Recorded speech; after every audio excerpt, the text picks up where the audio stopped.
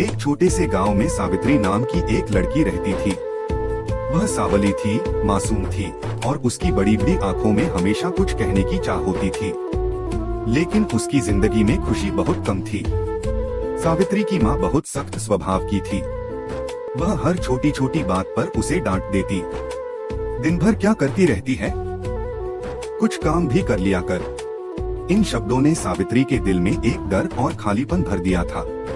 उसे लगता था जैसे वह इस घर में बोझ हो। स्कूल में भी उसकी हालत कुछ अलग नहीं थी। बच्चे उसका मजाक उड़ाते, देखो ये कितनी काली है। हर दिन ये ताने उसके दिल को थोड़ा थोड़ा तोड़ देते।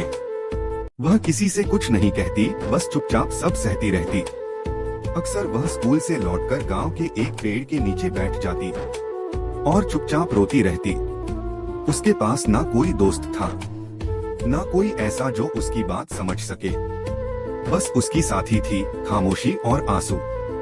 एक दिन जब वह ऐसे ही रो रही थी, उसकी टीचर ने उसे देख लिया। टीचर उसके पास आई और प्यार से पूछा, क्यों रो रही हो? सावित्री कुछ नहीं बोली, बस आंसू बहते रहे।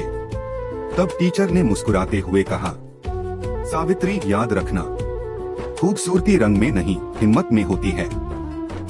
ये बात सावित्री के दिल को छू गई। पहली बार किसी ने उसे समझा था। उस दिन के बाद सावित्री ने ठान लिया, वह खुद को साबित करके दिखाएगी। अब वह दिन रात पढ़ने लगी। लालटेन की हल्की रोशनी में बैठकर वह किताबों में खो जाती। थकती जरूर थी, लेकिन हार नहीं मानती थी। धीरे धीरे समय बीतता गया और एक दिन ऐसा आया जब पूरे गांव में सावित्री का नाम गूंजने लगा। वह पढ़ लिखकर एक बड़ी अफसर बन गई थी।